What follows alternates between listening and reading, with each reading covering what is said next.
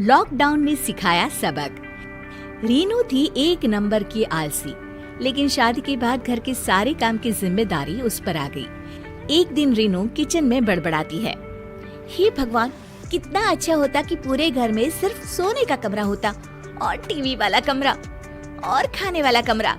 ये किचन की रचना क्यों कर दी भगवान? अरे आलसी औरत, जल्दी से नाश्ता और खाना तैयार कर दो। बच्चों को और मुझे काम पर और स्कूल निकलना है। सुना है विदेश में डब्बे में बंद खाना आता है, बस खोलो और खा जाओ। कितनी अच्छी जिंदगी है ना वहाँ की। काश मैं विदेश में पैदा होती। वैसे इससे भी अच्छी जिंदगी होती है किसी की, जिसमें डिब्बा भी नहीं खोलना पड़ता। अच्छा, किसकी जल्दी बताओ ना, मैं तो फिर वहीं चली जाऊंगी। सतीश बाहर की ओर इशारा करके कहता है, जहाँ भैंस घास खा रही थी वो देखो, उसे कोई मेहनत नहीं करनी पड़ती। खुद का भी पेट भर रहा है और बच्चों का भी। अच्छा ही होता कि मैं गाय होती। रीनू की आलसपना दिन पर दिन बढ़ता ही जा रहा था कि एक दिन रीनू की सहेली उससे मिलने आती है। ढेर सारे जेवर और सुंदर साड़ी पर्स से लदी हुई होती है स्नेहा। अरे स्नेहा, तू तो बड़ी मेंटेन लग रही है। हाँ, लेकिन तू क्यों उजड़े चमन की तरह फैल रही है? यार, घर का सारा काम मुझे करना पड़ता है। रीनू, हम दोनों तो बचपन की सहेलियां हैं। मैं तुझे अच्छी तरह से जानती हूँ। तू तो एक नंबर की कामचोर औरत है। मतलब कि कम काम करती थी तू तो। यार देख, मेरा तो हाल सभी को पता है। मुझे तो एक गिलास पानी भी खुद लेकर पीना अच्छा नहीं लगता। अच्छा होता अगर मेरी शादी ही नहीं हुई होती। अरे मेरे पास एक आइडिया है। तू घर के सारे काम के लिए काम वाली लगवा ले।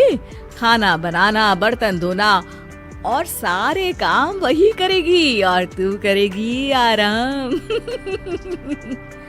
हाँ यार, बात तो सही है।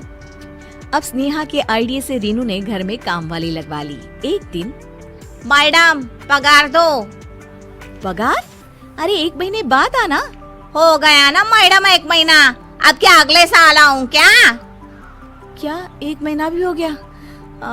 आराम इतना मिला कि 1 महीना कैसे गुजर गया पता ही नहीं चला। रीनू अलमारी खोलती है, सामने बच्चे की फीस के पैसे पड़े होते हैं। वो उसे नौकरानी को दे देती है। अब फिर रीनू के दिन अच्छे से कटने लगते हैं कि तभी एक दिन चिंटू कहता है, माँ, आज मेरे स्कूल में इतनी बेइज्जती हुई। ओ बेबी वेट, रानी जरा बाबा को जूस देना और मुझे कॉफी। बस करो मम्मी, दिन भर दिखावा करती रहती हो। स्कूल की फीस पिछले 2 महीने से नहीं दी है आपने, इस बार भी नहीं दी तो नाम कट जाएगा। रीनू को याद आता है कि उसने तो वो पैसे काम वाली में बांट दिए थे। वहीं एक दिन स्नेहा फिर रीनू के घर आती है।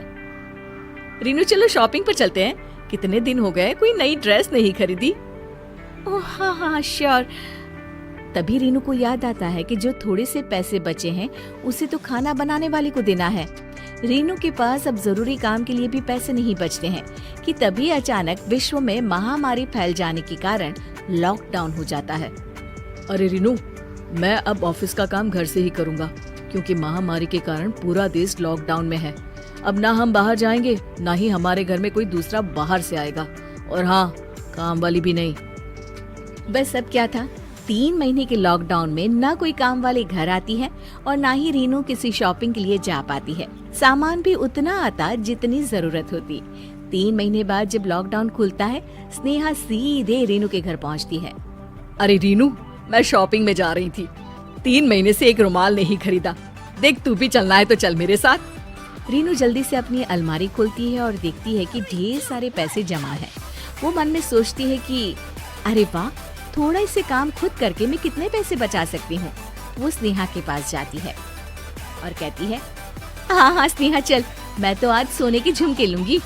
अरे लोगों को लॉकडाउन में पैसों की किल्लत हो गई और एक तू है जो सोने के झुमके लेने की बात कर रही है। ऐसा क्या खजाना लग गया है तेरे हाथ? अरे बहन, मेरे हाथ मेहनत का खजाना लग गया है। मेहनत का खजाना? ये क्या होता है? तू नहीं समझेगी, चल शॉपिंग पर। और दोनों निकल जाती हैं शॉपिंग के लिए।